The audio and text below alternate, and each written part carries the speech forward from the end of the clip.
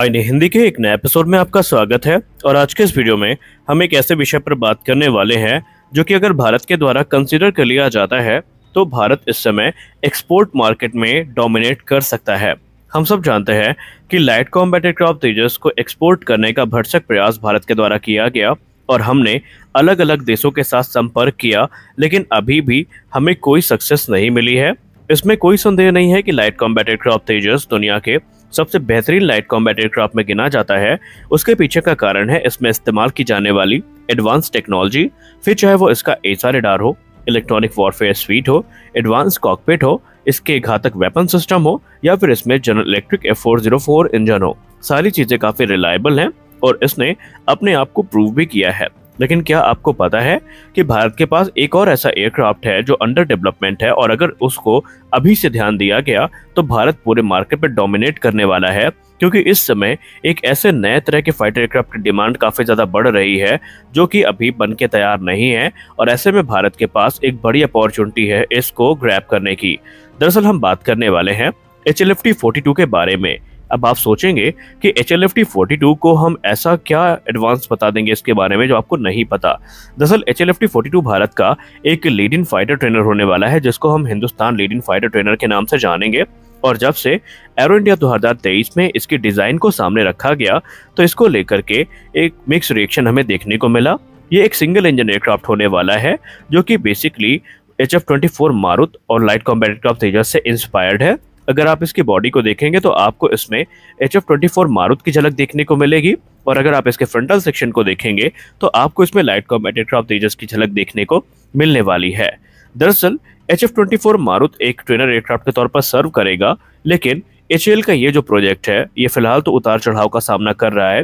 क्योंकि अभी Indian air force ने इसको लेकर के कुछ भी नहीं कहा है और ये डेवलपमेंट HAL के इंटरनल फंड की सहायता से आगे बढ़ाया जाएगा। दरअसल ये एक 4.5 जनरेशन का एयरक्राफ्ट होने वाला है ऐसा कहा जा रहा है, क्योंकि इसकी जो मेन कह सकते हैं वजह है बनाए जाने की वो AMCA और तेजस मार्क 2 जैसे जो एयरक्राफ्ट है इनके पायलट्स को ट्रेन करना है। अगर हम 4.5 जनरेशन ना भी मान ले तो ये एक 4 जनरेशन ट्रेनर तो होने ही वाला है। लेकिन इस समय कुछ ऐसे सजेशन सामने आ रहे हैं, कुछ ऐसी रिपोर्ट सामने आ रही हैं कि भारत के पास एक बड़ी अपॉर्चुनिटी है HLFT-42 का एक स्टेल्थ वेरिएंट तैयार करने की जो कि अपने कंपेटिटर्स के तुलना में ज्यादा घातक हो और काफी सस्ता भी हो। हम सब जानते हैं कि इस समय दुनिया 5th जनरेशन फाइटर एयरक्राफ्ट की तरफ बढ़ रही है और उन्हें ऐसे एयरक्राफ्ट की तलाश है जो सस्ते हों और स्टेल्थ कैपेबिलिटी के साथ आते हों और एयर टू एयर और air to ground strike mission में इस्तेमाल किए जा सके। तो क्या हमारा HLFT-42 इस रिक्वायरमेंट को पूरा कर सकता है? दोस्तों, HLFT-42 को अगर सिर्फ हम एक ट्रेनर मान रहे हैं तो हम एक गलतफहमी में हैं, क्योंकि 2023 में ही ये कंफर्म हो गया था कि इसके 2 से 3 अलग अलग वेरिएंट हमें देखने को मिलेंगे।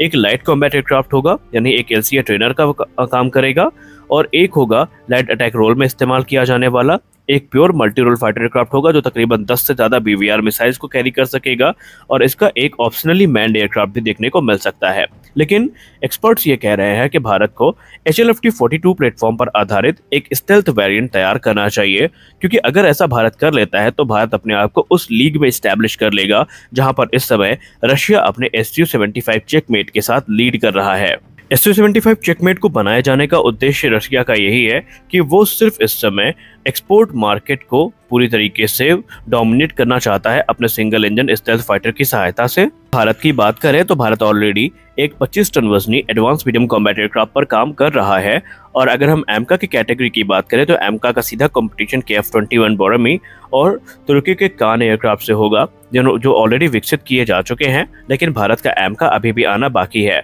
और ऐसे में अगर भारत के द्वारा एक सिंगल इंजन स्टेल्थ एयरक्राफ्ट बना दिया जाता है तो इसके सक्सेस रेट की ज्यादा संभावनाएं हैं, क्योंकि इस समय दुनिया के तमाम ऐसे देश हैं जो महंगे अमेरिकी स्टेल्थ फाइटर को कंसीडर नहीं कर सकते, न ही वो Su-57 फैलन जैसे एयरक्राफ्ट पे जाना चाहते हैं। उन्हें एक low cost single engine stealth fighter की तलाश है और ऐसे में Su-75 चेकमेट इकलौता ऑप्शन बन जाता है और इसी स्ट्रेटजी को रशिया फॉलो कर रहा है। भले ही रूस को कितना भी क्रिटिसाइज किया जाए, लेकिन उनका जो विजन है इससे हम इनकार नहीं कर सकते और इसीलिए एक्सपर्ट्स ये मानते हैं कि HAL को भी ठीक इसी प्रकार के सेगमेंट को टारगेट करना चाहिए, क्योंकि ऑलरेडी अगर हम ट्रेनर वेरिएंट की बात करें या ट्रेनर एयरक्राफ्ट की बात करें 4th जनरेशन, तो पहले ही बोइंग का जो T-7 रेड हॉक है और T-50 जैसे जो एयरक्राफ्ट है ये स्टैब्लिश हैं इस कैटेगरी में, और ऐसे में HLFT-42 के चांसेस काफ़ी कम होंगे एक्सपोर्ट मार्केट को डोमिनेट करने के। लेकिन अगर हम HLFT-42 के स्टेल्थ अवतार की बात करें तो ये हमारे लिए ज़्यादा एक्सपोर्ट सक्सेस को लेकर आ सकता है। अगर हम HLFT-42 के मैक्सिमम टेक ऑफ वेट की बात करें तो ये 16.5 टन होने वाला है। इसका मतलब ये है कि ये एडवांस जेट ट्रेनर के क्लास में फॉल नहीं करेगा और ना ही ये जो दूसरे सबसोनिक एयरक्राफ्ट हैं उनके कैटेगरी में आता है, बल्कि अगर हम वेट की बात करते हैं तो ये लाइट कॉम्बैट तेजस मार्क 2 के लगभग बराबर ही है या उससे थोड़ा ही कम है। जी हाँ, अगर हम तेजस मार्क 2 के वेट से इसको कंपेयर करें तो ये सिर्फ 1 टन कम है, बाकी ये कैपेबिलिटी वाइज काफ़ी एडवांस होने वाला है। तो ऐसे में इस क्लास का जो एयरक्राफ्ट है अगर इसका स्टेल्थ वेरिएंट तैयार कर लिया जाता है तो ये ज़्यादा अपील करेगा जो एक्सपोर्ट मार्केट है वहाँ पर। और इसीलिए एक्सपर्ट्स का ये कहना है कि HLFT-42 को as a 4th generation fighter का विकसित करने से अच्छा है कि हम इसमें अगर हम इसको पूरा स्टेल्थ नहीं बना सकते तो हम इसे as a semi stealth aircraft कह सकते हैं प्रेजेंट कर सकते हैं, जैसा हम TEDBF में कर रहे हैं। इसके फ्रंटल सेक्शन को हम स्टेल्थ कर सकते हैं, इसके रडार क्रॉस सेक्शन को कम करने के लिए हम इस पर हैवी कंपोजिट मटेरियल्स का इस्तेमाल कर सकते हैं। लेकिन अब आप में से बहुत सारे लोग कहेंगे कि HLFT-42 को बनाए जाने का उद्देश्य तो ये है कि ये ऑल मेटल बॉडी के साथ में आएगा ताकि इसके प्राइस को कम रखा जा सके। तो यहाँ पर एक्सपर्ट्स ये कहते हैं कि ट्रेनर वेरिएंट की रिक्वायरमेंट पूरा करने के लिए आप इसके ट्रेनर वेरिएंट को विकसित करते रहिए, लेकिन इसके स्टेल्थ वेरिएंट पे भी आपको काम करना चाहिए क्योंकि ये भारत के लिए बेनिफिशियल साबित होगा। और क्योंकि ये एक मल्टी रोल एयरक्राफ्ट होगा तो भारतीय वायुसेना भी इनका इस्तेमाल कर सकेगी और ये हमारे जेब में भी उतने भारी नहीं पड़ेंगे। क्योंकि स्टेल्थ फाइटर की अगर हम बात कर ही रहे हैं तो हमको पता होना चाहिए कि ये काफ़ी खर्चीले होते हैं। इनफैक्ट अमेरिका जैसा सुपर पावर देश जो F-35 को बहुत बड़ी संख्या में ऑपरेट करता है वो भी इनकी सर्विस कॉस्ट और ऑपरेशनल कॉस्ट को लेकर के काफ़ी परेशान है, और ऐसे में वो भी इस समय बोइंग के F-15EX पे काफ़ी ज़्यादा रिलाय कर रहा है। और आपको तो 2022 का वो बयान भी याद होगा जब खुद अमेरिकी वायुसेना प्रमुख ने कहा था कि F-35 जैसे एयरक्राफ्ट फेरारी कार जैसे होते हैं जिन्हें आप रोजमर्रा की लाइफ में इस्तेमाल नहीं कर सकते, आप सब उनको वीकेंड ड्राइव पर ही निकालते हैं। यानी उनके कहने का मतलब ये था कि ये एक्सपेंसिव फाइटर एयरक्राफ्ट है और हर छोटे मोटे मिशन में आप इनका इस्तेमाल नहीं कर सकते। आपको फिलहाल अपनी ज़रूरतों को पूरा करने के लिए 4th जनरेशन और 4.5 जनरेशन के जो एयरक्राफ्ट हैं उन पर डिपेंड रहना होगा। लेकिन अगर हम सिंगल इंजन फाइटर एयरक्राफ्ट की बात करें जो कि HLFT-42 के क्लास के होंगे तो ये कॉस्ट इफेक्टिव भी होंगे, और वो देश जो महंगे अमेरिकी फाइटर्स को नहीं खरीद सकते, रशियन फाइटर्स को नहीं खरीद सकते, उनके लिए ये एक ऑप्शन के तौर पर होंगे। हालांकि अभी HAL ऐसे किसी प्रोग्राम पर काम नहीं कर रही है, लेकिन सलाह तो यही दी जा रही है कि आप इस पे भी ध्यान दीजिए। अगर आप फुल स्टेल्थ एयरक्राफ्ट नहीं बना सकते तो आप एक सेमी स्टेल्थ एयरक्राफ्ट तैयार कर लीजिए जो कि एक्सपोर्ट मार्केट में खुद को ज़्यादा अच्छे से स्टैब्लिश कर सके, और निस्संदेह इसके लिए जो एक्सपोर्ट कस्टमर हैं आने वाले भविष्य में ये भी काफ़ी बड़ी संख्या में मिलते रहेंगे। तो आज के इस वीडियो में बस इतना ही। आशा करते हैं ये वीडियो अच्छी लगी होगी। वीडियो अच्छी लगी तो वीडियो को लाइक करिए, नए चैनल को सब्सक्राइब करिए। मिलते हैं अगले वीडियो में, तब तक के लिए जय हिंद।